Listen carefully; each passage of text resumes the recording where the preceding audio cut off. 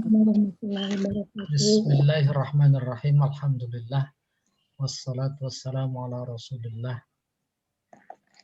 wa ala alihi wa sahbihi wa mawalah.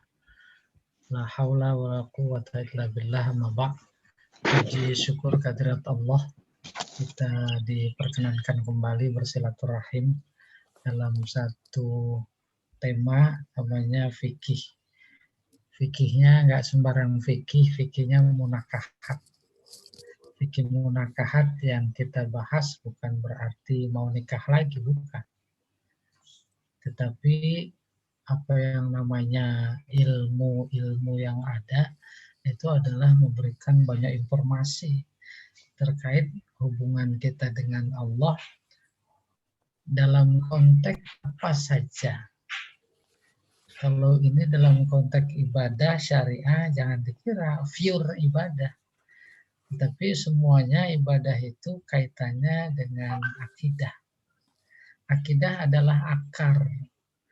Ibadah itu bagaimana memupuk akar agar tambah kuat. Nah, tinggal kita berpandai-pandai.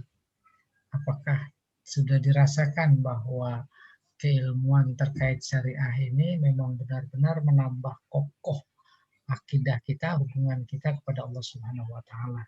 Itu kurang lebih. Pada pertemuan pertama kita sudah diinformasikan apa makna keberpasangan. Keberpasangan bagian dari sunnatullah. Tidak ada yang tidak berpasangan. Pada pertemuan kedua sudah masuk keberpasangan dimaksud dalam bab fikih ini adalah nikah. Nikah bagian dari tanda-tanda kebesaran Allah terkait keberpasangan. Lalu kemudian diinformasikan tentang nikah-nikah di zaman jahiliyah. Betapapun informasi pada pertemuan kedua tentang nikah jahiliyah yang luar biasa aneh, ternyata secara jujur di zaman sekarang juga dijumpai. Kan itu menjadi mengerikan. Nah, mudah-mudahan atas dasar informasi hal itu mengerikan, menjadi tambah takut dengan Allah. Menjadi tambah takut dengan Allah, terus kita menjadi menjalin hubungan lebih kuat kepada Allah. Gitu kurang lebih. Ya. Baru yang ketiga ini, hikmatuz zawaj. Kata hikmah itu mudah diucapkan. Hampir semua orang bisa mengucapkan. Tapi saya melihat ada sisi lain yang tak dipahami oleh masyarakat. Hikmah itu bukan saja terhadap pernikahan, perkawinan, ada hikmah sholat, ada hikmah puasa, ada hikmah haji, berbagai macam hikmah. Tapi dari fenomena yang ada, saya melihat ada beberapa hal yang perlu kita kokohkan gitu kurang lebih. Slide berikutnya, Pak. Nah, ini hikmah. Zawaj pada mulanya seperti pada pertemuan pertama itu bukan pernikahan, tetapi keberpasangan. Lalu seiring dengan perkembangan makna sesuai dengan konteks, baru kemudian tak bisa dibantah artinya pernikahan.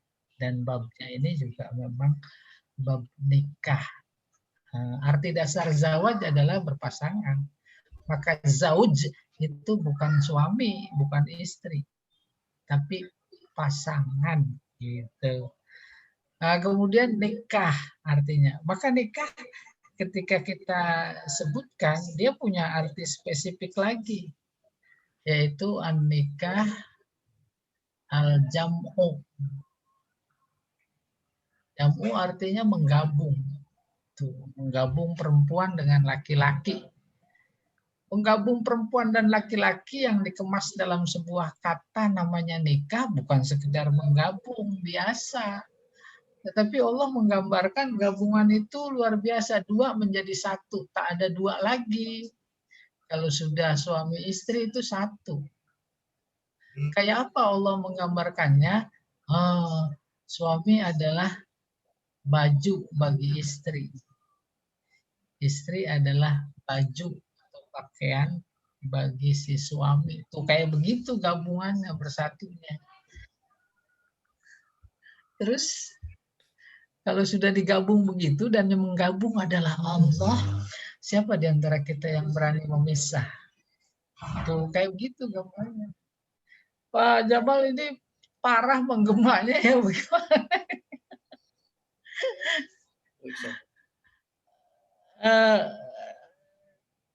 Tapi suara diterima enggak ya? Enggak menggema, Bu, Pak? Enggak, Ustaz. Diterima enggak ya? Suara sih Berarti bagus, Ustaz. memang saya harus ini harus Bagus melawan suaranya, gangguan gema ya, pantulan.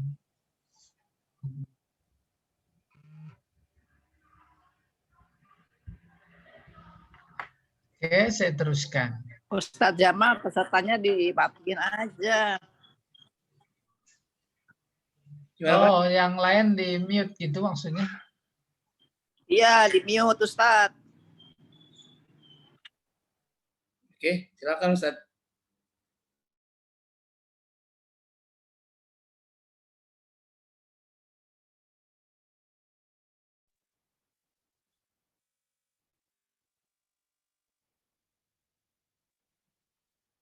Di saya juga Ustaz, Silakan, buka Ustadz. bergaungnya ke arah ya. Suaranya hilang, Ustaznya jangan di-mute.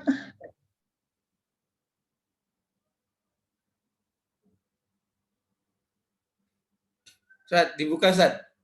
Suaranya antum dibuka. Di-unmute.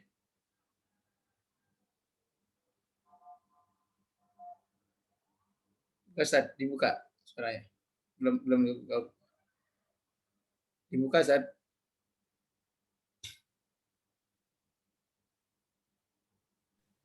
Ya. Oke. Nah, ini mulai diperbaiki oleh Pak Jamal ini. Nah, masih menggema ya. Tapi nggak apa-apa, saya teruskan. Paling cuma saya aja yang terganggu. Ya. Oke, saya teruskan ya. Dari kata ha, kaf, mim.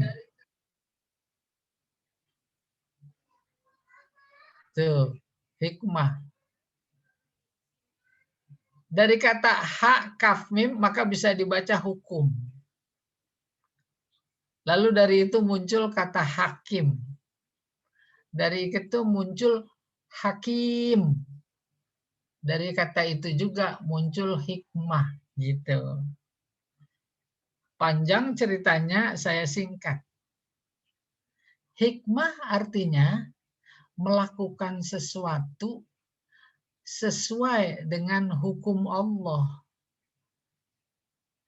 Melakukan sesuatu sesuai dengan hukum Allah, dengan sunnatullah, maka dipastikan dia akan memperoleh hikmah.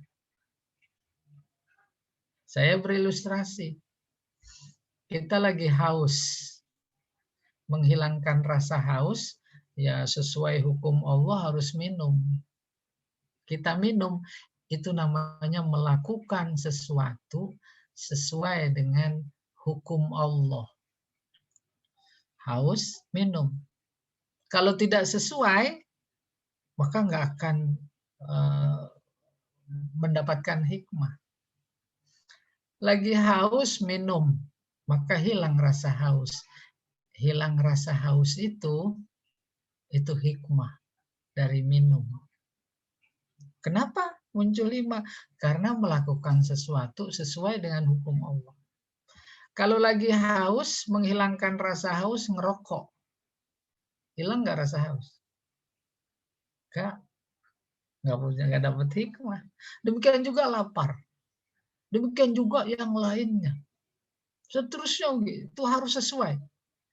Kalau tidak sesuai dengan sunnatullah, hukum Allah, ketetapan Allah, maka tidak akan memperoleh hikmah. Hikmah minum, hikmah makan, hikmah sholat, hikmah puasa. Kalau dilakukan semua pekerjaan itu sesuai, maka dia akan memperoleh hikmah. Oke, kita teruskan. hikmah sholat itu tanha anil fahsya'i wal munkar. Apa maknanya? Melakukan sesuatu sesuai dengan ketetapan Allah terkait sholat, maka dipastikan sholat yang dia lakukan itu tanha anil fahsya'i wal munkar. Tanha anil fahsya'i wal munkar, itulah dia hikmah sholat. Maka kita bisa bercermin. Sholat kita ini sudah kita rasakan hikmahnya atau belum? Nah, masing-masing bisa menjawab. Lalu muncul di tengah masyarakat pertanyaan, permasalahan. Ada orang sholat, termasuk kita lah. Tetapi tidak mencegah dari perbuatan keji dan munkar. Gampang kalau ditanya kenapa. Jawabnya ibarat orang haus, bukan air yang dia minum. Bukan sesuatu yang bisa menghilangkan rasa haus. Air sih air, tetapi tidak punya unsur yang bisa menghilangkan rasa haus. Maka nggak punya hikmah minum. Umpamanya yang diminum air laut. Ada ungkapan semakin diminum, semakin haus. Itu hikmah. Kalau tema kita sekarang ini adalah hikmah pernikahan, nah saya enak sekali mengembalikannya. Bapak Ibu udah pada nikah apa belum? Jawabnya udah. Kecuali Pak Jamal.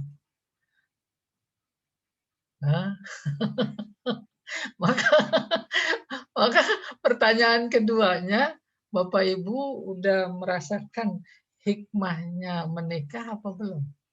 Seperti halnya merasakan hikmahnya minum. Tuh, udah masing-masing bercermin, nggak usah dijawab di sini ya. Oke, itu hikmah. Nah, ini yang akan kita pelajari ya. Wa innama raqabal Islam fi zawaj ala hazan nahwi. Islam menganjurkan menikah seperti ini, wahabbaba fihi, dan menganjurkan lima yatarattabu alaihi min asarin nafi'ah, karena memberikan dampak kepada pengaruh yang positif, nafi'ah. Sejauh mana kita menangkap, merasakan manfaat yang positif karena nikah, sejauh itu kita memperoleh hikmah. Alal fardi nafsihi, pengaruh positifnya bisa buat dirinya sendiri secara pribadi, wa alal ummah jami'an, dan kepada masyarakat, umat secara keseluruhan. Wa alan nau'il insani ammatan, dan juga dampaknya kepada jenis manusia itu sendiri. Saya mohon dibayangkan, nanti kalau nggak paham ditanya. Ini namanya kajian teks ya, kajian teks. Saya mulai dari belakang. Manfaatnya yaitu pada jenis manusia itu sendiri. Bagian dari hikmah pernikahan. Gara-gara nikah, maka kemudian jenis manusia menjadi bisa dilestarikan. Si A semakin hari semakin sepuh, tua, meninggal, maka ada generasi berikutnya, generasi pengganti dari zaman Nabi Adam sampai sekarang dan akan datang. Itu bagian dari hikmah pernikahan. Boleh dites coba kalau di stop nikah, ada generasi penerus apa enggak? Enggak ada. Lalu kemudian wa'alal ummah jami'an mundur. Dalam konteks sosial masyarakat, masyarakat juga memperoleh manfaat karena adanya pernikahan. Ya dah? Umpamanya di tingkat RT, RW, ada generasi penerus. Ya atau tidak? Yang tadinya kurang tenang menjadi tenang, dan seterusnya. Apalagi sih di tingkat individu hikmahnya. Yang paling jelas dihadiskan adalah gara-gara nikah maka membuat orang pandangannya menjadi tertutup, tertahan dari berbuat maksiat. Nah, itu harus dirasakan. Oke. 1. Fa innal gharizah al-jinsiyah min aqwal gharaiz wa a'nafiha. Sesungguhnya naluri jinsiyah itu artinya seks. Naluri seks adalah naluri yang paling kuat. Wa a'nafiha, anif itu artinya sengit. Kalau peperangan anif, harbun anifah itu perang sengit. Itu naluri seks, harus diakui. Wahia tulihu ala sahibiha daiman. Si naluri seks itu senantiasa mendorong secara berulang-ulang, terus-menerus, fi ijadi majalin laha, untuk mewujudkan, merealisasikan keinginan naluri tadi. Fama lam yakun sammata ma yushbi'uha, ketika di sana tidak ada jalan yang bisa memenuhinya, yushbi'u sebenarnya mengenyangkannya. Intabal insan al-kasir minal qalaq, maka banyak orang merasakan qalaq artinya gelisah. Wal ittirab, ittirab artinya sama, gelisah, kacau. Wa naza'at bihi ila syarri manza', maka naluri seks yang tak tersalurkan itu bukan cuma menimbulkan kegelisahan, akan tetapi mendorongnya bisa jadi kepada kejahatan, ya, keburukan. Wazawaj huwa ahsanu wad'in tabi'i, maka zawaj, nikah, adalah cara, ya, undang-undang yang alami sebagai jalan keluar. Nikah. Di samping dia ahsan, paling bagus, wa ansab majalin hayawi, paling cocok buat kehidupan. Li irwa'il gharizah wa isba'iha, untuk memenuhi memenuhi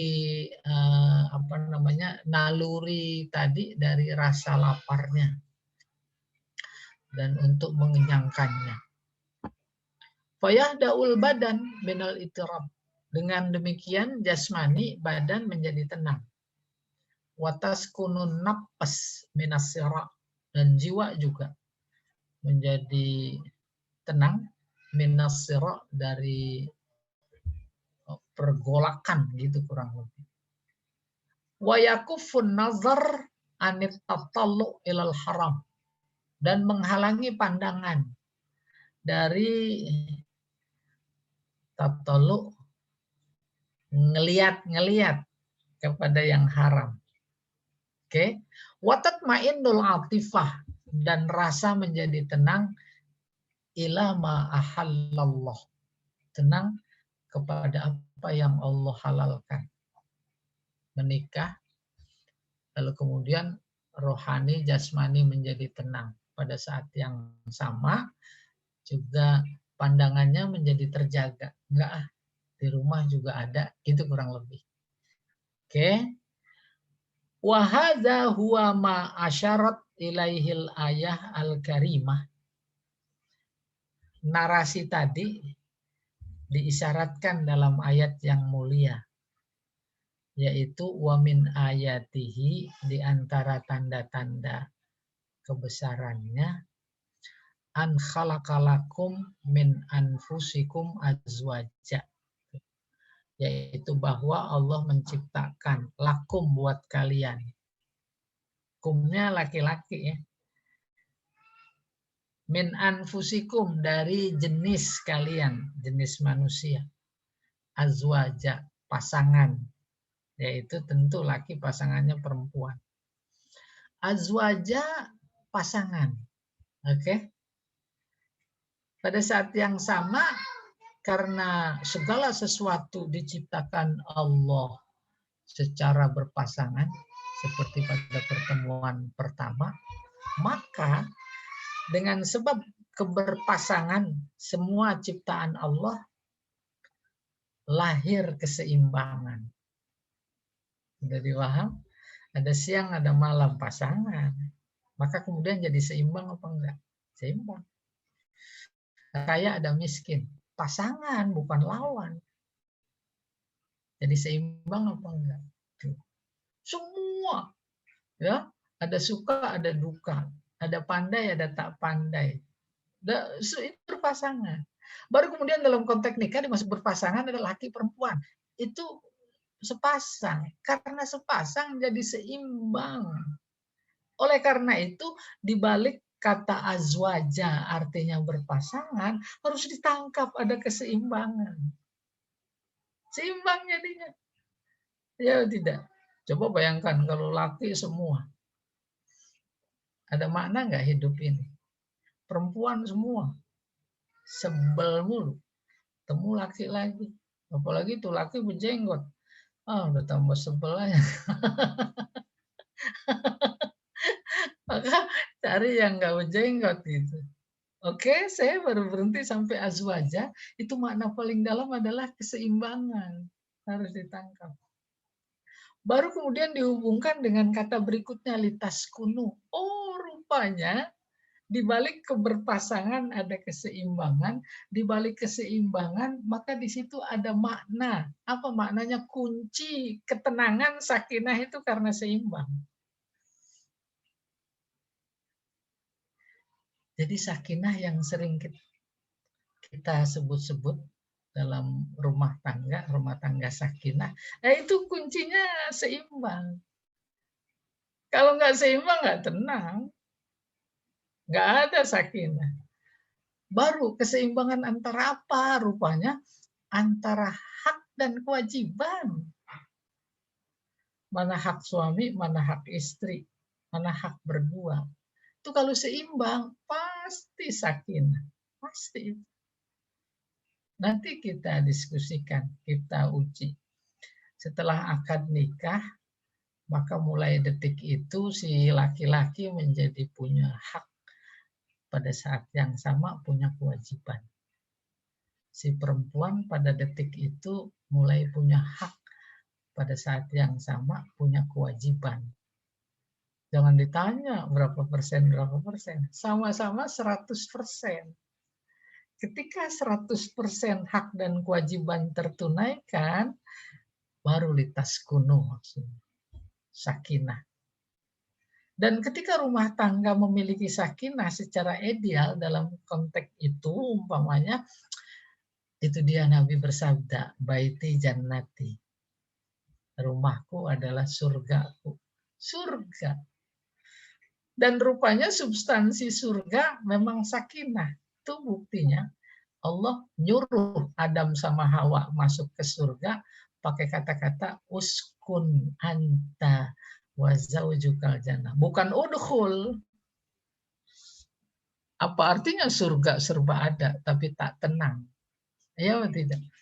Apa artinya rumah mewah, istri cantik, serba ada, rumah keperluan dunianya, tapi kemudian nggak tenang? Kan nggak jadi surga. Pulang dari kantor, ini rumah kayak neraka. Nah, gitu. Oke, litas kunu ilaiha, agar kau menjadi tenang. Kenapa? Karena kau telah menunaikan kewajiban dan memperoleh hak ilaiha kepada para pasangan. Lebih dari itu, tanda kebesaran Allah, ja'ala bainakum mawaddah. Ja'ala failnya huwa kembali Allah. Dia yang menciptakan mawaddah, rasa cinta, di antara kalian, laki dan perempuan. Kalau Allah nggak kasih mawaddah, jadi nikah. Nggak ada. Oleh karena itu syukur pertama pengantin baru itu karena ada mawaddah. Mawaddah itu dikasih oleh Allah. Lalu kata bahasa yang dipakai oleh Allah ini mawaddah. Padahal ada kata mahabbah, cinta. Oh rupanya katanya ada bedanya. Kalau mahabbah, cinta pranikah. Nah mudah-mudahan merasakan semuanya. Kenapa itu? Mahabbah pranikah itu masih ada, cintanya masih ada unsur negatif. Tapi kalau sudah nikah, itu berubah menjadi mawaddah. Mawaddah adalah mahabbah plus. Nanti kalau udah punya anak satu, udah hilang lagi mawaddahnya. Bukan hilang, tapi bertambah. Mawaddah plus. Namanya rohmah. Itu udah sayang. Ya atau tidak? Baru inna fi dzalika laayatil liqaumin yatafakkarun, itu baru bisa dirasakan kalau kita pikirin. Iya ya, nggak mungkin aku bisa nikah kepada kamu kalau nggak cinta. Nggak mungkin engkau bisa terima aku kalau engkau nggak punya cinta. Cintanya dikasih oleh Allah. Gitu kurang lebih mikir anunya, standarnya. Nah itu kan akhlak, itu kan tuntunan, itu kan hidayah. Maka nanti akan kita jumpai hadis Nabi itu kahul mar'atu, wanita dinikahi karena faktor 4. Pertama karena cantiknya, kedua karena keturunannya, ketiga karena pangkatnya atau kedudukannya, keempat karena agamanya. Iya. Lalu kata Nabi, pilih yang keempat. Taribat yadaka, maka engkau akan tenang. Itu kurang lebih. Selesai. Slide berikutnya. Boleh tanya, Ustaz? Oh, ada yang mau tanya Pak Jamal? Katanya gimana? Nanti aja Bu bertanyanya nanti. Nanti enaknya ya. Wa an Abi Hurairah radhiyallahu anna Nabi sallallahu alaihi wasallam qala. Abu Hurairah, sahabat Nabi, dia berkata bahwa Nabi sallallahu alaihi wasallam bersabda, Innal mar'ah, nah ini yang gak enak nih. Tuqbilu fi surati syaitan. Wa tudbiru fi surati syaitan.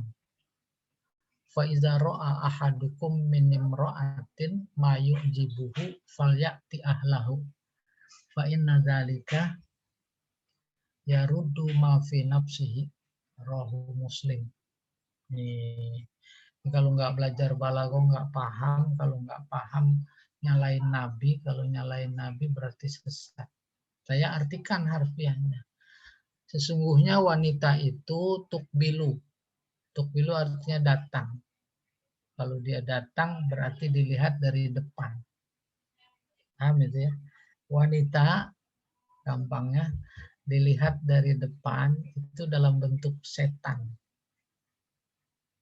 Setuju ibu-ibu? Watudbiru, tidbiru membelakang. Maka gampangnya kalau dilihat dari belakang itu juga dalam bentuk setan. Fa idza ra'a ahadukum min imra'ah, apabila salah seorang kalian melihat perempuan, mayujibuhu, sesuatu yang mengagumkannya, falyati ahlah, maka segera dia pulang. Pulang dalam artian fisiknya, pulang dalam artian pikirannya. Maka hendaklah dia pulang ila ahlihi, kepada keluarganya, maksudnya kepada istrinya. Nah ini bagian dari hikmah nikah. Kalau belum nikah, bisa nggak dia pulang ke istrinya? Ada, itu dia pulang ke istri tetangga. Kan nggak beres. Terus fa inna dzalika, yang demikian itu melihat kekaguman perempuan tadi. Terus dia pulang, yaruddu ma fi nafsihi. Oh, bukan yaruddu ini. Sebentar saya pikirin ya.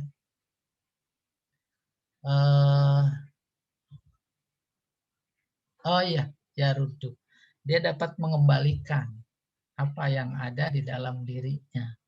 Apa yang ada di dalam dirinya kan naluri seksnya. Nah, ini dulu nih takut salah paham. Wanita dilihat dari depan setan. Dilihat dari belakang setan. Sampai sini. Udah paham. Bapak-bapak udah paham belum? Hah? Pak Tarjani ini pura-pura apa? Kalau nggak percaya, ntar pulang. Udah di rumah semua ya. Lihat istri dari depan, setan apa bukan? Kalau nggak percaya, lihat dari belakang, setan apa bukan? Gitu. Nah, rupanya ini dipegang kuat. Hanya para sufi yang bisa menjabarkan. Wanita bahasa Arabnya mar'ah. Mar'ah dari kata ro'a, melihat. Mar'ah isi makan, tempat ngelihat. Nggak ada wanita lewat terus kita nggak ngeliatin. Ya apa tidak? Ya apa tidak? Liatin apa enggak? Baik dia di depan kita atau di belakang. Mau dilihat dari depan atau mau dilihat belakang. Oke, ini udah ibu-ibu semua nih. Yang dilihat pertama kali itu adalah lekuk-lekuknya. Paham itu? Makanya ada syariat tutup aurat gitu. Tutup aurat maksudnya jangan kelihatan lekuknya. Pasti. Loh, apa hubungannya kemudian dilihat dari depan setan, dari belakang setan? Kalau kacamata sufi, itu di setiap lekuk-lekuk tubuh perempuan, depan atau belakang, di situ pada nongkrong setan. Tahu itu? Gambarkan nongkrong dalam artian physically. Ngapain dia nongkrong? Siap dengan anak panahnya. Oleh karena itu kalau ada pandangan tertuju kepada setiap lekuk yang ada, di situ udah siap-siap mereka setan dengan anak panahnya. Dihantam langsung pakai anak panahnya, itu mata yang melotot. Itu yang dimaksud, dilihat dari depan setan, dari belakang setan. Tentu dari semua arah, yang disebut depan sama belakang. Paling dominan gitu. Dan luar biasanya, itu semakin dipelototin sebenarnya, itu semakin dipanah. Semakin dipanah, panah setan tidak pernah meleset. Tetapi nalurinya itu semakin dipanah, semakin melotot. Penting nggak istri? Maka kalau lagi ke pasar dilihat suaminya melotot sama yang lain, dikeplak apa enggak? Woi, udah diem aja. Dicubit apa enggak? Tuh, istri bermanfaat apa enggak? Atau sebaliknya. Gitu. Oleh karena itu, terusannya faiza ro'ahadukum minim ro'ah. Apabila salah seorang kalian melihat perempuan yang mengagumkan, falyati ahla. Tuh kan ahla itu maksudnya istri. Nah, itu bagian dari hikmah. Oh, umpamanya eksekutif muda, direktur ke kantor. Di kantornya di lantai 9, 10, 11. Ruang tertutup, ada sekretarisnya. Kalau dia niat nikahnya dalam rangka menutup mata, dia lihat sekretaris yang pakai bajunya separoh, dia menjadi ingat yang di rumah. Itu hikmah pernikahan. Hikmah itu ada atau tidak tergantung, ibarat minum haus, dia beneran minum apa enggak. Nanti masing-masing merasakan. Oke, yang kedua. Az-zawaj huwa ahsanu wasilah li'injabil aulad. Menikah adalah sarana paling bagus untuk memperoleh anak-anak. Wa taksirin nasal, memperbanyak keturunan. Wastimraril hayat, melangsungkan kehidupan. Ma'al muhafazah alal ansab, sambil menjaga, memelihara keturunan. Allati yuwallihal Islam, yang diamanatkan oleh Islam. Inayatan fa'iqah, dengan perhatian yang tinggi terhadap nikah Islam. Makanya majelis yang paling disenangi oleh Allah majelis nikah. Kenapa? Karena Allah punya peluang untuk menciptakan manusia. Peluang menciptakan manusia, Allah senang karena manusia adalah khalifahnya. Itu kurang lebih. Wa qad taqaddama qaulu Rasulullah sallallahu alaihi wasallam. Ini ada hadis Nabi, tazawwaju, tuh, nikahilah. Siapa? Al-wadud. Wadud yang banyak cintanya. Udah kebayang yang banyak cintanya? Ada ungkapan itu, nikahilah orang yang cinta kepada engkau. Jangan kau nikahi orang yang engkau cintai. Paham maksudnya? Tinggi, itu kan dalam rangka memelihara kelanggengan rumah tangga. Ya. Kalau yang kau cintai dia enggak, nah itu udah malapetaka. Tapi yang cinta kepada engkau punya basic agama yang kuat. Tak mungkin dia dibiarkan mencintai tanpa dibalas. Itu kurang. Oke. Iya. Terus al-walud, yang banyak anaknya. Yang banyak anaknya maksudnya bukan janda. Bukan. Salah paham. Yang punya potensi banyak anak. Paham itu? Sehingga para orang tua kita menggemar, senang sama cucu. Dia lihat siapa calon, si A. Turunannya gimana? Oh iya, subur. Iya. Gitu. Dan seterusnya ya. Fa inni mukatsirum bikumul anbiya. Maka aku menjadi bangga di hadapan para nabi karena banyak tuh. Karena banyak pengikut, karena banyak keturunan. Kata Nabi, kapan yaumul qiyamah? Pada hari kiamat. Tuh, hikmah yang berikutnya disebutkan. Kita ikut andil dalam program kegembiraan Nabi pada hari kiamat. Oke, wa fi kasratin nasal minal masalih al-ammah. Kenapa begitu?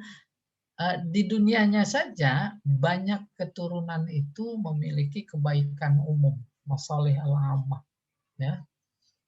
Kepentingan umum juga, wal manafi khassah, dan secara khusus. Jadi banyak anak sebuah masyarakat komunitas muslim di bangsa, di negara itu ibarat pisau bermata dua. Untuk kepentingan negara ada keuntungan luar biasa. Untuk kepentingan akhirat Nabi menjadi bangga. Suatu ketika negara butuh umpamanya pemuda-pemuda yang gagah berani, kita sudah siap. Itu kurang lebih. Maja'alal umam tahrusu asyaddal hirsi. Hal itu membuat bangsa-bangsa atau umat-umat tahrusu asyaddal hirsi. Mendorong kuat, berkeinginan keras. Ala apa? Ala taksir sawad afrodiha. Yaitu memperbanyak jumlah individunya. Gimana caranya? Bi'ito'il mukafaat at-tashji'iyah. Dengan memberi bantuan kecukupan yang sifatnya mendorong. Liman kasura nasluhu. Bagi mereka yang banyak keturunannya, anaknya. Oh, sekarang dirasakan oleh dunia. Dan kita baru cek-cek, oh iya ternyata kita tertipu. Sementara ada bangsa-bangsa tertentu di Eropa yang justru mendorong anak mudanya pada menikah. Dan kemudian disuruh banyak anak. Dijamin kesehatannya, pendidikannya, rumahnya, luar biasa. Kita enggak. Jangan banyak-banyak. Oh, ternyata baru terasa. Ya. Sebab satu orang satu suara. Lagi pemilihan perlu suara apa enggak? Gitu kurang lebih. Udah ditekan jumlahnya, sementara mengimpor penduduk. Itu kurang lebih. Baru terasa. Oke, slide berikutnya.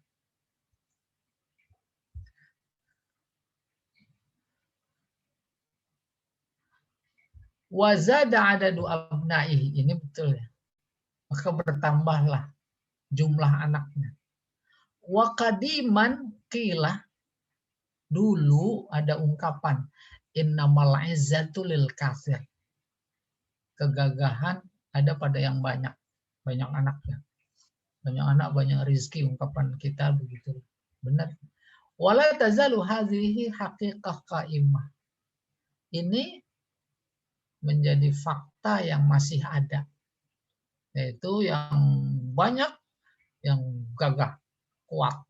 Tuh mereka itu nggak pakai kambing, sehingga jumlah tentaranya udah sekian kali lipat dibanding tentara kita. Qaimah lam yatra 'alaiha ma yanquduhu. Belum ada yang membatalkan aksioma itu, yaitu yang gagah adalah yang banyak. Iya dong. Nanti pada satu saat negara butuh kepada warga, kita kehabisan. Sementara yang udah pada pensiun, itu kurang lebih. Dakhalal Ahnaf Ibnu Qais ala Muawiyah. Ada seseorang namanya Ahnaf putra Qais. Dia masuk ke istananya Muawiyah. Muawiyah bin Abi Sufyan. Wa Yazid baina yadaihi. Pada saat si Ahnaf masuk ke istana, Yazid itu putranya Muawiyah. Ada di situ. Wa huwa yanzuru ilaihi ijaban bihi. Si Yazid memandang si Ahnaf dengan penuh kagum. Faqala, ya Aba Bahr, ma taqulu fil walad. Yazid tanya. Bisa juga Muawiyah yang tanya kepada si Ahnaf.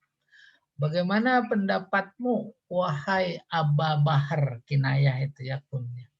Ada anak namanya Bahr. Dia bapaknya yaitu si Ahnaf. Maka dipanggilnya Aba Bahr. Nabi Muhammad punya anak namanya Qasim. Nabi Muhammad disebut Abul Qasim. Gitu. Ma taqulu fil walad. Bagaimana pendapatmu tentang anak? Fa'alima ma'arab. Maka si Ahnaf tahu. Si Ahnaf tahu apa yang dimaksud. Faqala. Jadi yang nanya si Muawiyah. Ya Amirul Mukminin. Wahai Amirul Mukminin. Hum emadu zuhurina. Mereka adalah tulang punggung kita. Kita negara. Muawiyah yang mana? Wasamru qulubina. Dia adalah buah hati kita. Wa qurratu a'yunina. Dia adalah penyenang mata kita. Bihim nasulu ala a'daina. Dengan mereka kita bisa menyerang musuh.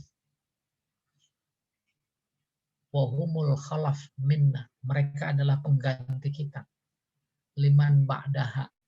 Termasuk siapa saja yang setelah kita. Fakun lahum ardon zalilah. Maka sikapilah. Ya, lahum buat mereka. Dengan menyiapkan ardon, lahan.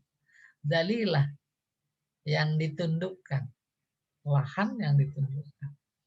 Kalau ada generasi muda yang militan, kreatif, penuh talenta, sedang berkembang, perlu sebidang tanah dalam rangka menunjang aktivitas dan kegiatannya, jadiin itu tanah zalilah, tunduk.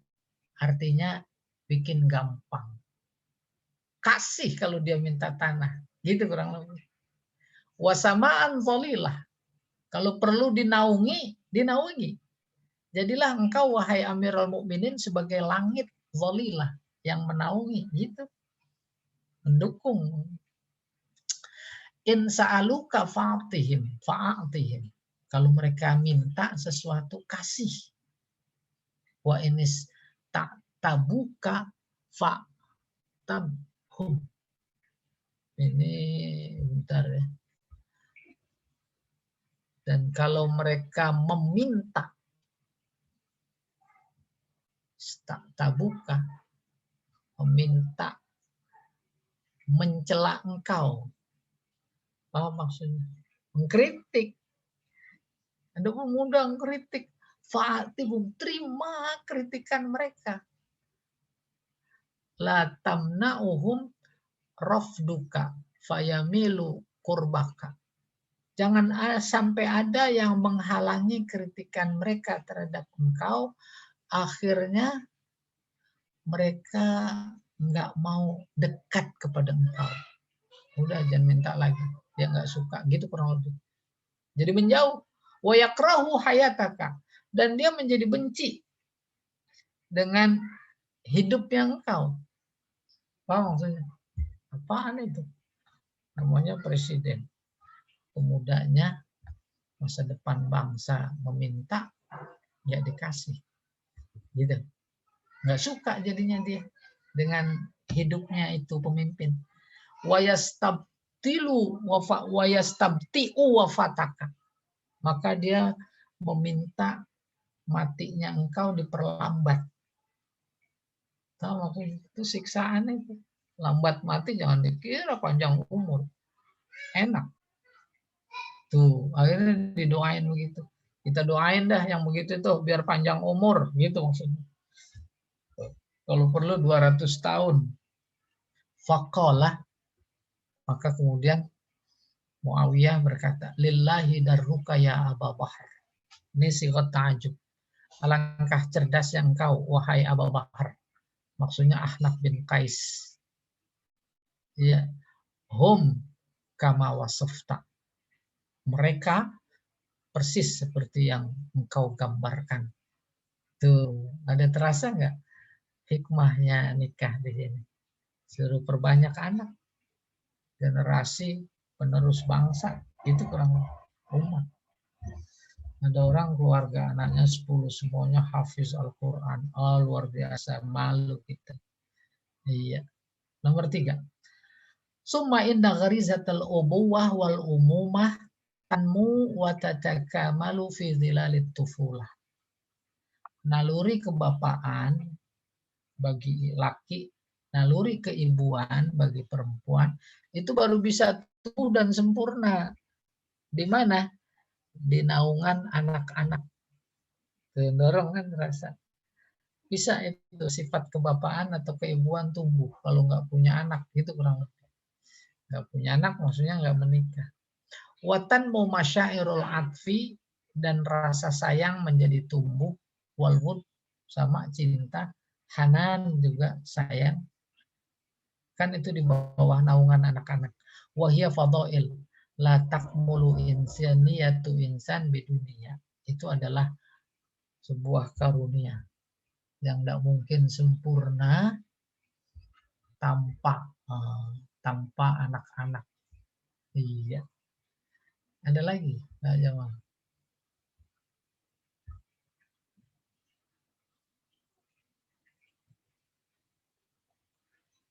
Gimana? Semuanya ada berapa nih? Kita ntar dan cuma sekedar baca doang. Apa mau dianu dulu? Tanya jawab dulu? Atau kita terusin aja?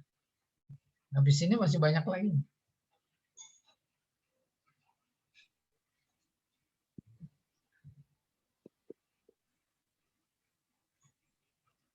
Halo?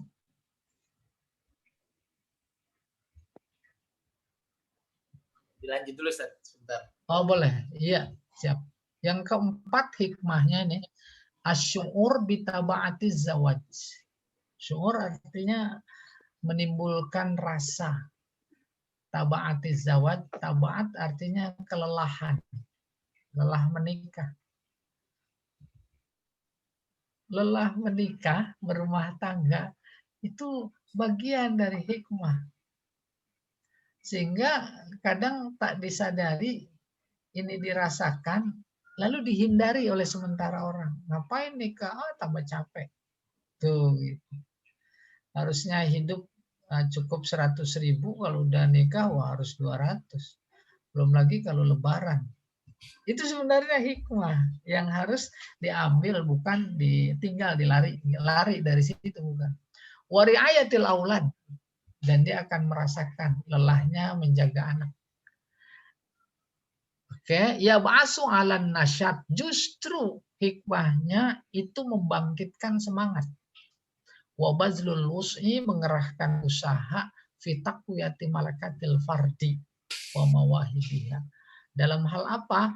Dalam hal memperkuat keterampilan individu, kemampuan malakat, wa mawahibih, dan talenta-talentanya yang lain.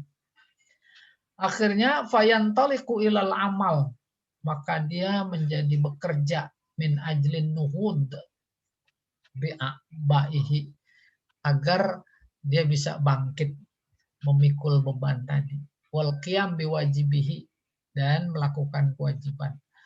Fayaksuru al istighlal, bukan fayaksur, fayuksiru al istighlal wa asbabal istismar, maka dia menjadi memperbanyak istighlal, bekerja. Istighlal sebenarnya mengeksploitir segala potensinya yang ada. Insya Allah dipaham. Dan asbab itu jalan-jalan untuk dia menghasilkan buah istismar gitu. Yakni hasil gitu. Mimma yazidu fi tanmiyati sarwah, yang membuat sarwah kekayaan, kemampuan menjadi tumbuh, wa kasratil intaj, dan banyak produksi gitu kurang lebih. Paham insyaallah. Wa yadfa'u ila istikhraj khairatillah, dan dia menjadi terdorong karena menikah, dia terdorong untuk berusaha keras istikhraj, memperoleh kebaikan Allah minal kaun, dari alam semesta, wa ma'auda'a fihi min asya, serta kekayaan yang dititipkan di dalam alam semesta ini, wa manafi' linnas, dan bisa jadi berguna juga buat orang lain. Menikah belum punya kerja, masih tinggal di rumah orang tua. Orang tuanya ada lahan kebun banyak yang nganggur. Tuh gara-gara nikah, yang tadinya dianggap sebagai beban, justru mendorong bagaimana dia memanfaatkan lahan agar bisa hidup, bisa makan. Itu bagian dari hikmah. Iya. 5. Tauzi'ul a'mal tauzi'an yantazimu bihi sya'nul bait min jihah. Di antara hikmah pernikahan yang kelima, yaitu ada pembagian kerja secara sistematis terkait dengan urusan rumah dari satu sisi. Ya dah. Kama yantazimu bihil amal kharijahu min jihah ukhra. Seperti halnya juga menjadi tertata pembagian kerja itu di luar rumah. Memang dulu pernah saya katakan konsep rumah tangga Islami, laki di luar, perempuan di dalam didik anak. Itu kan pembagian kerja saja. Ma'a tahdidi mas'uliyyah kulli min rajul wal mar'ah. Di antara hikmahnya juga yaitu memberikan batas tanggung jawab yang tegas, tahdid, bagi setiap suami dan istri. Fima yunatu bihi min a'mal, terkait dengan pekerjaan. Tadi secara global, laki di luar rumah, perempuan di dalam gitu. Fal mar'atu taqumu ala riayatil bait, maka wanita dia bekerja menjaga, memelihara, merawat rumah. Wa tadbiril manzil, mengatur rumah. Wa tarbiyatil aulad, mendidik anak. Wa tahyiatil jawwis salih, mengkondisikan suasana rumah yang baik. Lirrajul, bagi suami. Liyastari hafihi, agar suami pulang dari pasar, dari ladang, dari mana saja, kantor, yastari, dia merasa istirahat, nyaman maksudnya. Wa yajidu ma yazhabu bi anaihi, dan si suami pulang menjadi merasa tenang, memperoleh hilang kelelahannya. Paham insyaallah. Wa yujaddid nasyatahu, pada saat yang sama hari berikutnya dia menjadi memperoleh semangat baru. Bainama yas'ar-rajulu, sementara laki-laki berusaha, wayanhad, dan bangkit bil kasbi, dengan usaha. Wa ma yahtaju ilaihil bait min mal wa nafaqat, mencari apa yang dibutuhkan oleh rumah berupa belanjaan, uang dan belanja. Wa bihadzat tauzi, dengan pendistribusian kerja al-adil yang seimbang, yu'addi kullu minhuma wadhaifahu.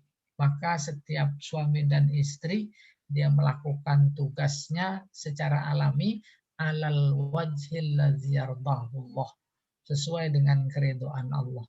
Wa yahmaduhun nas, maka dia mendapat pujian manusia. Wa yusmirus simar al mubarakah, lalu menghasilkan buah yang penuh berkah. Oke, berikutnya.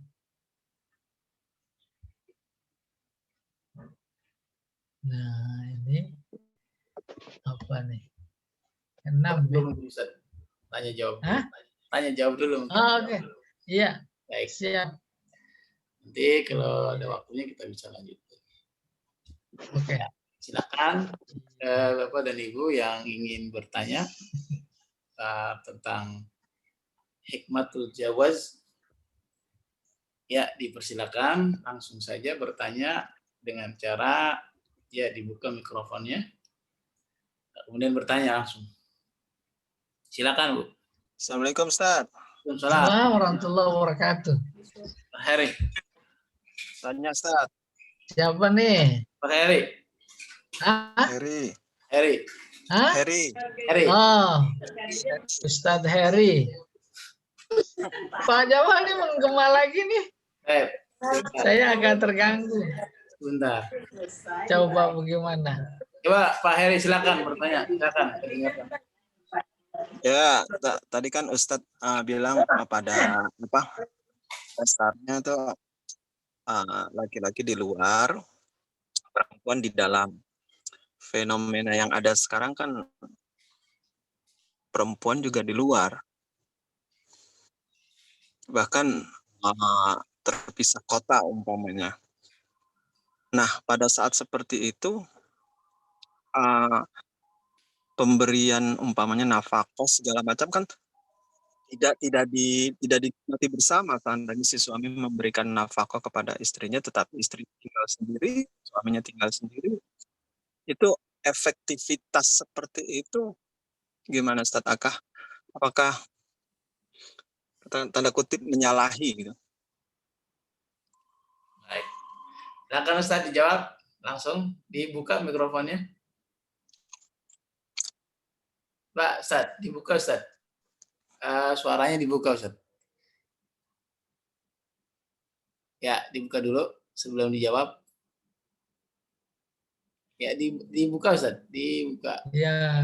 Ya. Pertanyaan dan oke, permasalahan mendasar sekali. Apalagi ketika dihubungkan dengan fenomena sekarang. Sementara kapasitas kita dengan Islam yang ada, bila dibandingkan antara yang ideal dan fakta, itu ibarat langit dan sumur. Sehingga mendengar konsep rumah tangga menjadi aneh. Baru kemudian saya mulai menjawab. Yang prinsip tetap prinsip. Jangan disalahkan yang prinsip karena situasi dan kondisi. Oleh karena itu, kondisi semakin seperti ini sekarang, kita sebagai mukmin muslim yang beriman kepada kita harus berpandai-pandai. Contoh begini, sebagai suami mampu tanpa harus istri kerja di luar apalagi. Tuh, pertahankan tuh. Oke, tapi kondisi nggak seperti itu, fakta. Tak cukup umpamanya. Jaga semua rambu-rambu yang tidak boleh bagi seorang perempuan di luar rumah. Berat atau ringan? Berat atau ringan, maka Allah akan menilai sejauh mana dia berusaha hal itu. Coba tinggal pilih. Mau oposisi sama Al-Quran, apa mau oposisi sama Oke, umpamanya profesinya ngajar, maka sebenarnya menambah penghasilan tuh nomor sekian. Tetapi ketika berangkat dari rumah karena mengajar, itu harus bagian dikokohkan bagian dari mengamalkan ilmu. Nah, kalau niatnya sudah mengamalkan ilmu, yaitu hal-hal yang tidak diinginkan. Ya betul tidak? Apa susahnya kita dikasih segala macam oleh Allah? Susahnya karena memang semakin jauh. Karena mengajar, karena belajar disuruh. Mana mungkin belajar berbagai macam ilmu pengetahuan bagi seorang perempuan hanya di dalam rumah oleh suaminya. Harus belajar. Pada saat yang sama dia keluar bertemu bermasyarakat, berinteraksi dengan yang lain, kan dia harus juga punya kewajiban untuk menjaga. Lah terus kerjanya di pabrik. Udah tinggal diukur mana mafsadat, mana maslahat, dia timbang gitu. Orang dalam fikih bukan cuma fikih sholat, zakat, puasa. Yang haram kalau darurat jadi halal. Iya, wallahu a'lam bishawab. Mudah-mudahan kita semakin bisa diberi kekuatan oleh Allah. Apa Ustaz? Iya, bagus nih. Ya, Ibu Ya, dia yang Bu Hilwani. Silakan. Dia mau nanya apa mau dendam? Silakan Ibu. Takut keduluan Ustaz. Apa Ustaz, ini pertanyaan saya darurat nih Ustaz ya. Tidak ada kaitannya dengan hikmah, tapi ada kaitannya mungkin dengan hukum menikah gitu Ustaz. Karena kemarin ada orang nanya kepada saya Ustaz, anaknya itu menikah by accident gitu Ustaz ya. Ustaz, ya. Kemudian menikah secara siri. Beberapa bulan kemudian lahir anaknya Ustaz ya kan. Kemudian nah sekarang dia mau melegalkan pernikahannya itu di KUA gitu Ustaz. Yeah. Nah kemudian jadi bagaimana Ustaz? Nanti di KUA apakah pernikahan yang pertama dibatalkan mengulang nikah lagi atau seperti apa gitu Ustaz? Nah kemudian ketika mas kawinnya itu yang pertama tadi waktu nikah siri, apakah itu dipakai lagi untuk nikah yang itu atau mas kawin baru gitu Ustaz? Ya, jadi saya pikir saya nggak tahu sama sekali tentang itu bagaimana gitu. Iya, Masya Allah. Iya. Ini PR Ustaz. Jadinya ya, silakan. Ya, makasih. Iya, oke, baik. Bismillahirrahmanirrahim. Jadi kita yang ketempuan. Ini gara-gara PR ini nih. Amplopnya ditutup sendiri. Titik tolaknya adalah nikah yang di bawah tangan itu tidak resmi itu sah apa tidak, gitu kan? Iya. Ketika terpenuhi rukun-rukun nikah maka sah. Sah menurut agama. Karena terkait dengan nikah di Indonesia itu ada hukum ganda, ambigu. Ada sah menurut agama, sah menurut negara. Oke, kita kembali lagi. Sah nikahnya. Ada wali, ada 2 pasangan, ada mahar, ada saksi, kemudian ada ijab kabul, sah. Baru kemudian ingin diresmikan. Sebenarnya yang saya tahu tidak harus nikah lagi kalau memang itu udah sah. Ya. Jadi apa yang diminta dilakukan agar pernikahannya menjadi sah? Ada namanya istilahnya isbat. Isbat itu penetapan. Lapor ke kantor begini, begitu, ini bukti, ini saksi, dan seterusnya. Oh iya, diterbitkan surat akad nikah dan keterangan namanya isbat. Selesai. Baru mas kawin. Lah orang kagak nikah lagi, ngapain harus mas kawin? Ya mas kawinnya kan udah. Iya. Jadi Baru. Iya. tidak terjadi akad nikah itu, Ustaz. Hah? Tidak akad nikah lagi di KUA itu tidak. Tidak. Kalau udah sah, ngapain nikah lagi? Nggak ada tuntutan nikah lagi. Ada namanya isbat, penetapan. Baik persoalannya by accident atau tidak. Kalau udah nikah, rukunnya terpenuhi, selesai, sah. Baru kemudian mengikuti hukum negara, perlu ada pengesahan dari negara. Maka negara mengeluarkan namanya isbat, penetapan. Iya, selesai.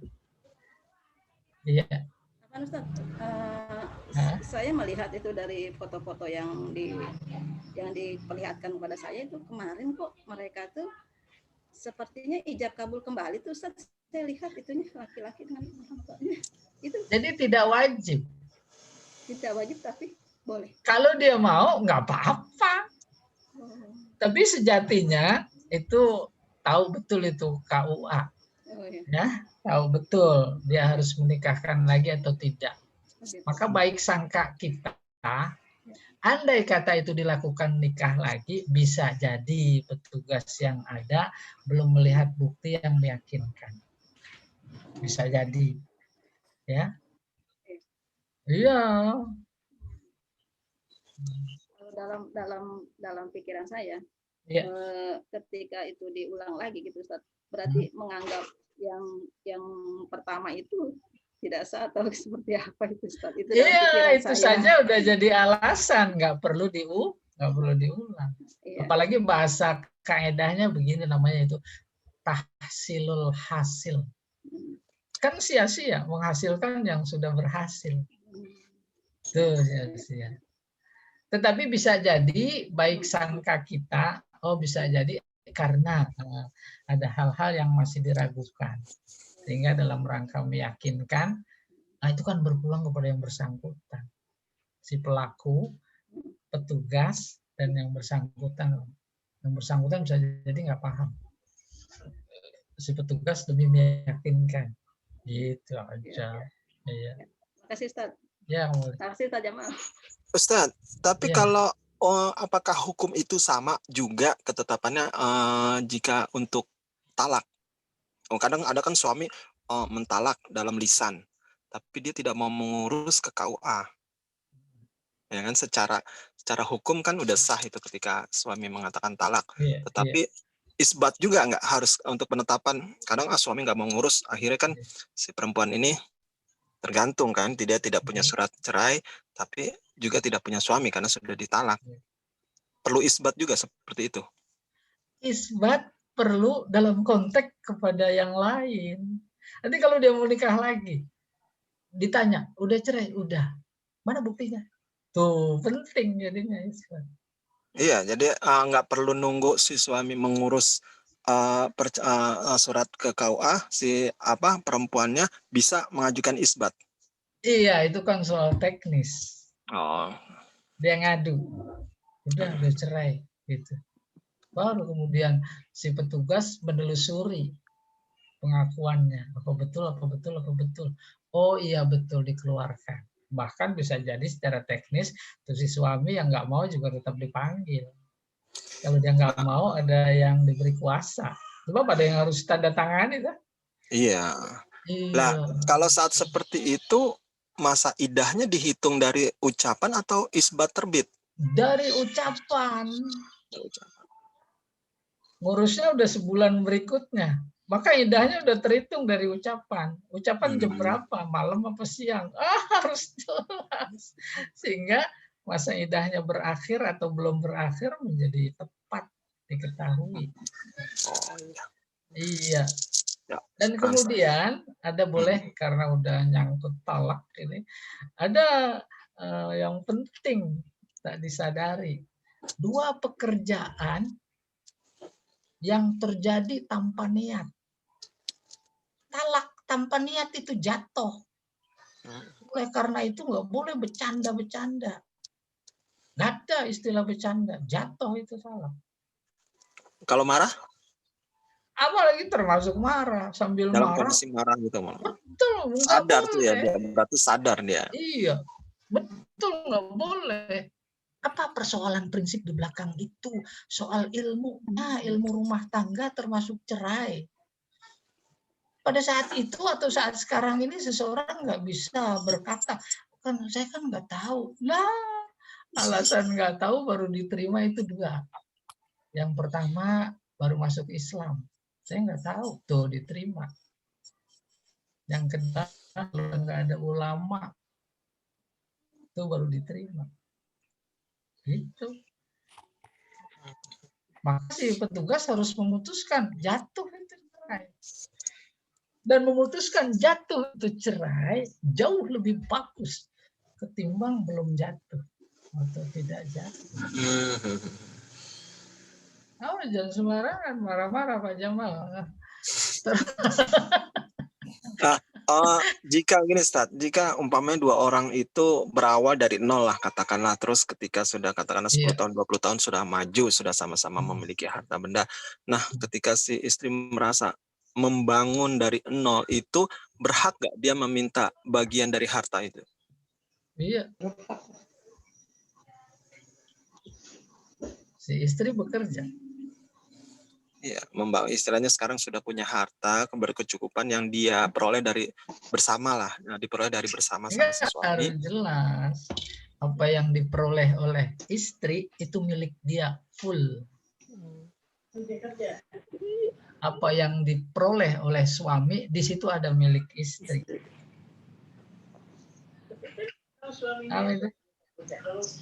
Kalau kemudian cekcok, itu bukan persoalan konsep ajarannya, persoalan SDM-nya. Kayak kan persoalan SDM. Apalagi nafsunya gede.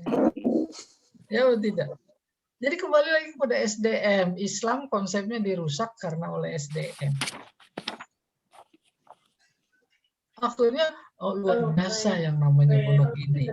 Sampai-sampai kita mendengar ada perjanjian harta kuno gini sebelum nikah, kan jadi namanya risih juga. Orang bisnis. Karena antisipasi jangan sampai nanti orang mau nikah jadi udah bicara pisah. Jadi luar biasa sebenarnya ajaran nikah, luar biasa. Iya. Jadi Lain. Ya, sekian. Ada lagi Bapak saya. Dari Bu Mufidatun Nafiah. Silakan, Bu. Assalamualaikum Bapak. Tadi menarik ya Bapak, wanita dari depan setan, dari belakang setan. Emang laki-laki tidak setan juga Bapak? Itu yang saya tanyakan Bapak. Ini pertanyaan tentang sebatas mana wanita itu harus sami'na wa ta'na dengan suami. Kan terkadang kita suka berbeda pendapat. Terus kadang-kala juga saya naikkan 1 oktav kan kalau suami saya tipe tidak suka dengan tidak boleh ngomong di atas dia gitu. Tapi kan kadang-kala kalau udah kesel gitu. Nah, gitu. Bagaimana ya biar keridhaan suami itu kan menyeluruh gitu. Gitu aja sih Bapak. Iya. Lagi-lagi ya SDM yang ada gitu. Tidak bermaksud Bu Mufinya bukan. Secara konseptual, secara utuh ajaran Islam khususnya terkait rumah tangga itu belum akad nikah dia sudah matang segala persoalan. Matang segala persoalan rumah tangga termasuk cerai. Sebab di sana ada iddah, dia nggak tahu iddah. Sebab tentang cerai saja ada cerai talak namanya bid'i, ada sunni. Dia nggak tahu istrinya lagi menstruasi dicerai. Itu kan bid'ah, namanya nggak boleh gitu. Dia nggak tahu itu. Udah, baru kemudian saya jadi lupa pertanyaan pertama apa itu. Sebagaimana sami'na wa ta'na kan itu harus menurut ya. Nah, tapi terkadang ada hal yang kita tahu itu menurut saya yang benar gitu. Jadi tidak nurut gitu loh. Terus kan biar keridhaan suami itu tetap gitu. Kan kita harus sejalan gitu, Bapak. Jadi saya kalau jawab agak ideal sekali. Tentang benar-benar salah, yaitu kaidah berkata al-haqqu ma ra'ahu syari'u haqqan benar itu adalah benar yang dilihat oleh syariat. Bukan oleh suami, bukan oleh si A, bukan oleh si B. Betapapun dia adalah istri, tapi kebenaran yang dikemukakan kebenaran Allah tuh, maka suami betapapun dia qawwamuna 'alan nisa, dia harus tunduk. Persoalannya muncul karena lagi-lagi SDM. SDM-nya lebih mengedepan, aku ini laki-laki, aku ini suami, gitu kan? Nah. Jadi gitu tadi. Kaedahnya bagus sekali. Kita berstandar kepada kebenaran, kebenaran yang mana? Bukan kebenaran si A, si B, si C. Tapi kebenaran Allah. Suami otoriter. Kita mau kondangan, nggak usah pakai kerudung ya, malu. Itu kebenaran atau bukan? Tuh, bagi suami kebenaran suami. Kan nggak bisa begitu. Kebenaran Allah yang dipegang. Lalu kita ketiban ketanya, bagaimana kalau suami begitu? Masa saya harus jawab, udah ganti aja suaminya, kan nggak mungkin. Hah? Bu? Ya, nah, Ustaz, mendengarkan. Ya, jadi kita memang cukup prihatin. Oleh karena itu, berpandai-pandai dengan kondisi, ya boleh juga keislaman ya dalam konteks rumah tangga. Nah, akhirnya menjadi pelajaran bagi kita untuk berikutnya gitu, kurang lebih. Iya, terus banyak sebenarnya tadi, cuma saya lupa apa yang belum terjawab itu ya. Bagus semuanya itu. Pak Ustadz mau tanya bisa? Oh, boleh. Ini Pak Ustadz saya mau tanya, kan tanggung jawab suami itu kan mencari nafkah ya. Nah kalau penghasilannya hanya cukup untuk menafkahi orang tuanya, mana yang didahulukan, istri atau orang tuanya?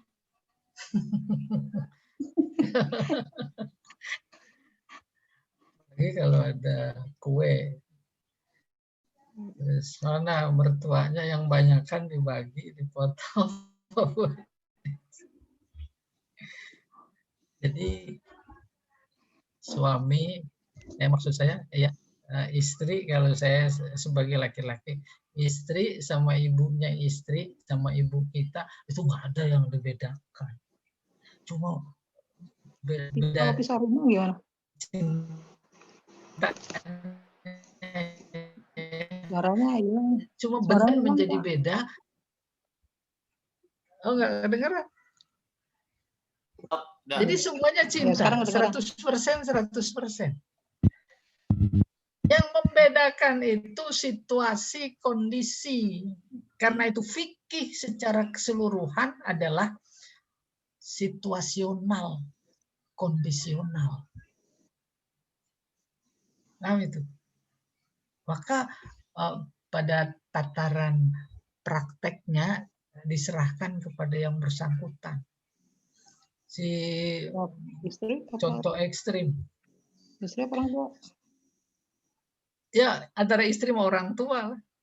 Kan kadang-kadang begitu. Mana yang kita dahulukan gitu. Kan situasional, kondisional. Si istri pusing. Si ibu, apa ibu kandung, apa ibu mertua, sakarat. Itu kan situasi, kondisi. Mana yang mau diduluin, ditolong? Sakarat. Nah, begitu. Atau dibalik, si istri yang sakarat. Si orang tua atau mertua, baru sekedar pusing-pusing, umpamanya gitu. Mana yang didahuluin? Kan naluri saja udah bisa menjawab. Di rumah masih ada 2-3 liter buat besok. Tetapi di rumah mertua atau orang tua, itu udah nggak makan. Itu namanya situasional, kondisional. Maka dengan kapasitas yang ada, baik si suami maupun si istri, udah masing-masing seragam pasti pendapatnya. Nggak mungkin ada tarik-menarik. Iya, di sana aja, iya. Biarin, kita insya Allah dapat lagi. Umpamanya begitu. Kan lagi-lagi idealnya udah disiapkan oleh Allah.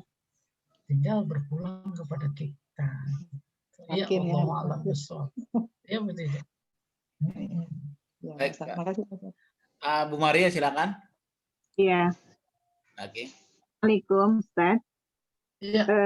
Mau menanyakan terkait dengan perintah Rasulullah untuk memilih pasangan atau istri yang banyak cintanya, yang dia yang mencintai gitu, dan juga ada potensi banyak anaknya.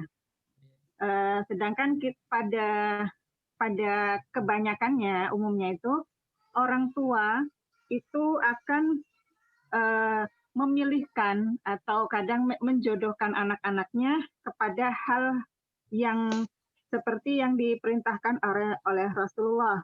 Demikian pun yang dilakukan banyak ustadz, kiai, gitu kan, melihat akhlaknya, agamanya, ilmunya, yang seperti itu. Tetapi anak kan biasanya mempunyai pilihan sendiri.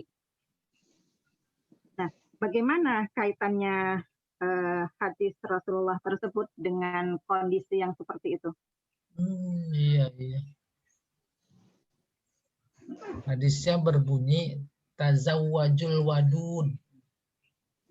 Nikahilah orang yang banyak cintanya. Banyak bukan dalam artian matematik. Yang mempunyai cinta. Artinya memang yang mencintai kita. Paham maksudnya? Iya.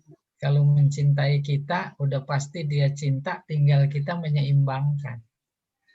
Sehingga ada ungkapan, nikahilah orang yang mencintaimu. Jangan kau nikahi orang yang engkau cintai. Kalau kita yang cinta, dia belum tentu punya. Maka problem. Belum tentu juga dia menyeimbangkan cinta kita. Gitu kurang lebih. Paham maksudnya? Kita tidak bicara pada fakta, realita, fenomena, tidak. Tetapi secara konseptual. Sebab konsep itu kalau dihubungkan dengan ajaran Islam, maka masuk pada persoalan, gimana kalau dijodohin? Tuh asumsinya udah lain. Dengan yang nggak dijodohin nyari sendiri. Maka pada akal anak-anak sekarang, kalau dijodohin itu nggak ada cinta. Itu identik. Padahal nggak begitu. Ya tidak. Orang menikah kan nikah bagian dari ajaran Islam. Dia Islamnya bagus. Oh iya, bagaimana mungkin dia nikah bagian dari ajaran Islam lalu kok nggak cinta? Itu sangat bertentangan, berseberangan dengan konsep ajaran. Baru kemudian habis walud yang banyak anaknya. Kalau di artian harfiah bukan yang sudah punya anak 2, 3, 4, 5. Tetapi yang berpotensi. Sebab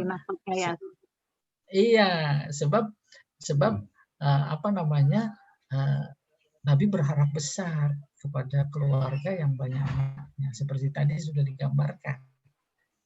Paham? Yang kedua, ada terkandung makna, jangan dibatasi. Gitu kurang lebih. Ya, nggak penting banyak anak. 3 cukup dan seterusnya. Itu maksudnya, berpotensi. Sehingga dijumpai di tengah masyarakat, para orang tua kita dulu, ketika mau dapat mantu, dia lihat keluarganya, itu bagian dari sunnah. Keluarga siapa? Apalagi nanti kita sampai kepada syarat nikah itu ada sepupu. Sepupu. Ya kan? Iya. Terus kesimpulannya, oh iya si A turunan si Anu. Banyak anaknya itu. Ya udah bismillah. Gitu. Bukan berarti memastikan kalau ada keturunan yang nggak punya anak, kita memastikan pasti istri kita nggak punya. Bukan. Itu kan sifatnya anjuran gitu. Sebab tujuan inti dari syariat pernikahan yang dicanangkan oleh Allah emang keturunan. Maka Nabi sabdanya tadi yang disitir mengisyaratkan emang keturunan. Ekstrimnya tadi saya katakan majelis paling Allah senang adalah majelis akad. Kalau ada orang akad Allah senang. Kalau Allah senang, karena majelisnya Allah senang, maka yang hadir senang. Ketimbang menghadiri majelis resepsinya. Banyak kemungkaran dalam tanda petik umpamanya. Kenapa Allah senang? Karena dia punya peluang untuk menciptakan anak. Kalau nggak ada yang nikah, Allah bikin anak lagi nggak? Bikin orang lagi nggak? Nggak ada. Kecuali dulu sekali Nabi Isa nggak pakai nikah. Kenapa bikin orang? Bahasa kampungnya bikin orang mencipta. Dia senang karena manusia itu khalifahnya. Dia gembira. Oh, ada khalifahku. Nah, dia senang pada saat yang sama itu mengandung isyarat kepada calon bapak, calon ibu. Jadi kan anakmu ini sebagai khalifahku nanti, gitu kurang lebih. Iya, Allah alam besar. Iya, ada lagi yang lain. Nih. Bismillah saya Pak Yai. Ada orang. Pak Yai. Iya, Pak Yahya, Masya Allah. Surat An-Nur ayat 26. Surat An-Nur Pak Jamal ayat 26, tolong tampilin Pak Jamal. Al-khabisatu lil khabisina wal khabisuna lil khabisati wat thayyibatu lit thayyibina wat thayyibuna lit thayyibati. Yang baik, istri yang baik untuk suami yang baik. Dan sebaliknya. Pada faktanya Nabi Nuh, Fir'aun mendapat pasangan yang satu baik, yang satu tidak. Ini pelajaran apa yang bisa diambil dari sini? Nabi Lut, Nabi Nuh, dan Fir'aun. Pertanyaan kedua, bolehkah kita menikahi wanita non-muslim? Laki-lakinya muslim, wanitanya non-muslim. Karena Rasulullah juga menikahi Maria yang hadiah dari Raja Mesir juga non-muslim. Demikian, terima kasih.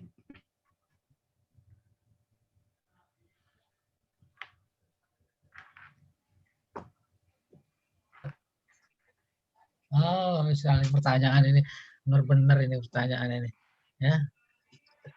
Surat An-Nur ini ya, ayat 26. Al-khabisat lil khabisin. Artinya apa itu, Pak? Wanita yang keji. Jadi yang keji untuk Iya, laki-laki. keji.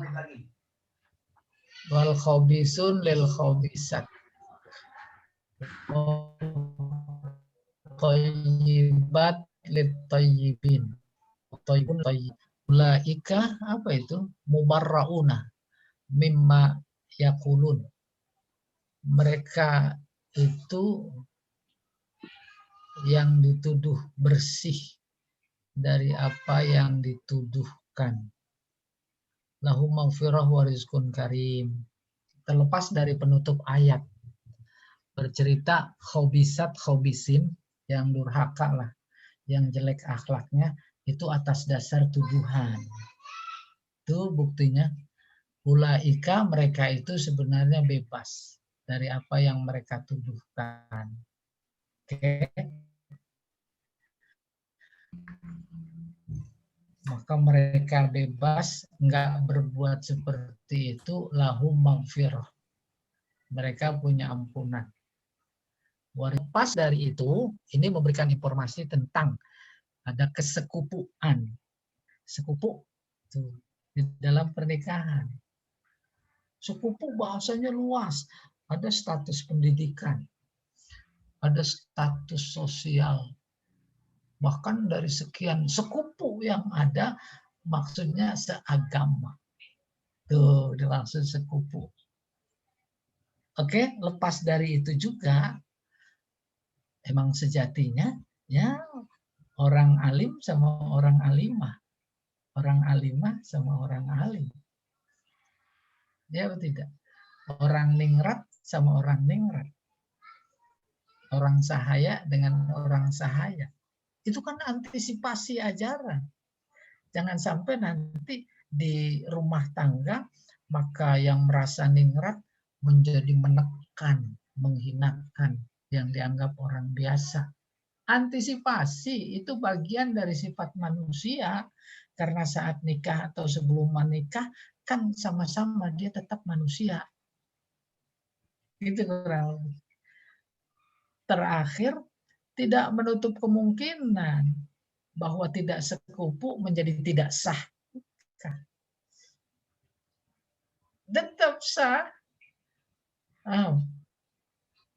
Apalagi sih kemudian suami alim, udah S3, istrinya SMP atau SMA. Kan nggak sekupu dalam soal status sosial pendidikan itu. Nah, tak menutup kemungkinan bahwa kemudian dia jadi membuat si istri dewasa. Itu kurang lebih. Ya dah? Persoalan para nabi yang kemudian tak sejalan dengan istrinya, kan itu ditampilkan oleh Allah dalam cerita Al-Quran agar kita bisa mengambil pelajaran. Apa pelajarannya? Paling tidak tuh, jangan kayak begitu. Kalau istrinya yang durhaka, maka si perempuan mengambil pelajaran. Tuh jangan kayak begitu. Kalau si suaminya yang justru durhaka, si bapak-bapak juga mengambil pelajaran. Apa itu? Terus yang ketiga apa pelajaran? Apa tadi pertanyaannya itu? Ya, faktanya Fir'aun, Nabi Lut, Nabi... Oh, nikah beda agama. Ya dah? Rasul. Boleh apa enggak? Rasulullah juga. Maria Kinti. Rasul nikah sama istri yang siapa tadi? Ahlul kitab katakanlah secara umum. Emang kita tahu pertama ahlul kitab yang dimaksud. Apakah ahlul kitab zaman itu sama zaman sekarang sama? Kalau ada ahlul kitab kayak zaman itu, sekarang boleh nikah. Tetapi itu mustahil, tidak mungkin. Al-Quran udah turun kok Alkitab masih, ahlul kitab masih ada. Yasser Arafat nikah. Ya kenapa? Yasser Arafat juga istrinya non-muslim. Iya, udah dikasih tahu. Aku wariskan kepada kamu Al-Quran sebagai pedoman, bukan Yasser Arafat. Yasser Arafat itu nggak salah. Kita yang menjadikan dia sebagai pedoman. Ya tidak. Lah ngapain berpedoman nama yang salah berbeda dengan Al-Quran? Persoalan kayak apa nanti di hadapan Allah kan urusan Allah. Oh boleh jadi Rasulullah sejak dulu bilang taraktu fikum amrayn lan tadilu, nggak sesat tuh kalau pulang kepada Al-Quran. Apa kata Al-Quran? Wala tankihul musyrikat hatta yu'minna wala amatum mu'minah khairum min musyrikah walau a'jabatkum. Tuh. Terus buat wali wala tunkihu al musyrikin hatta yu'minu. Tuh. Dan wala abdum mu'min khairum min musyrik walau a'jabakum. Itu kan itu yang prinsip. Ngapain nyontoh-nyontoh sama Yasser Arafat? Itu urusan dia, ngapain Pak ya yang urusin Yasser Arafat? Kali aja mau jadi daripada ngurusin dia dengan ngurusin Pak Jamal. Iya betul. Setuju Ustaz. Lah terus terkait ahlul kitab, oke. Ahlul kitab Nasrani Yahudi. Nasrani Yahudi ahlul kitab halal sembelihannya segala. Itu kan yang dulu dia menyembelih karena Allah. Bismillah, bismillah. Ya betul. Cuma beda bahasanya saja barangkali. Tapi kalau yang sekarang Allah sudah jelas-jelas bilang laqad kafaral ladzina qalu innallaha salisu salasah.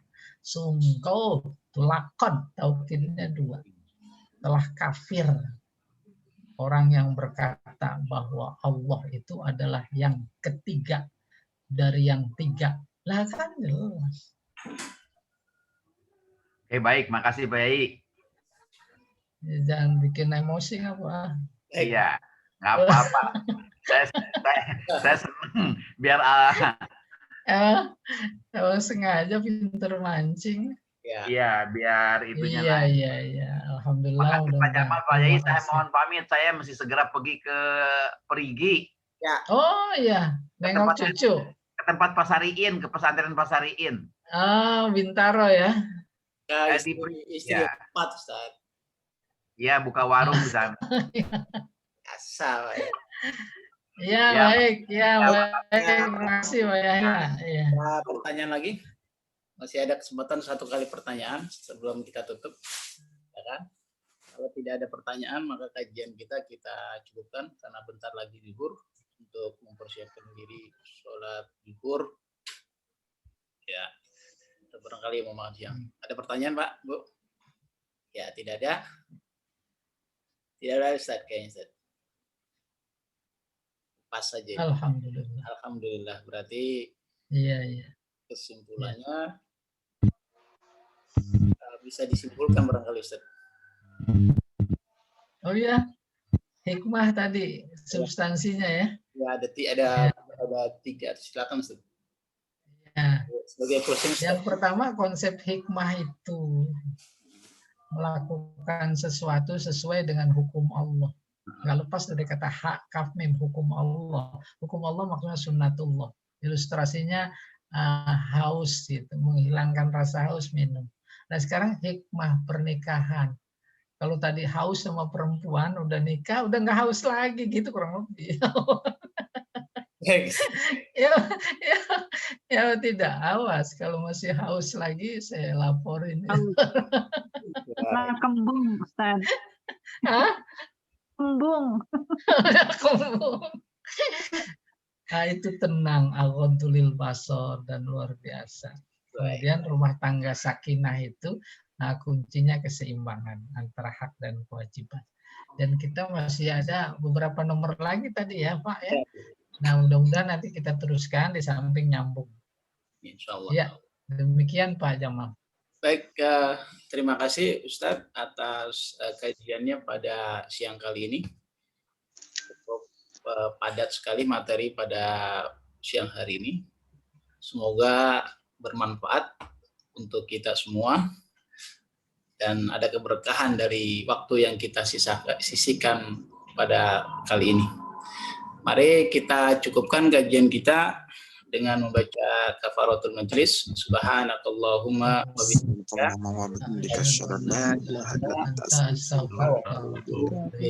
Assalamualaikum warahmatullahi wabarakatuh. Waalaikumsalam warahmatullahi wabarakatuh. Waalaikumsalam warahmatullahi wabarakatuh. Terima kasih banyak Ustaz Pak Jamal. Ya, semuanya.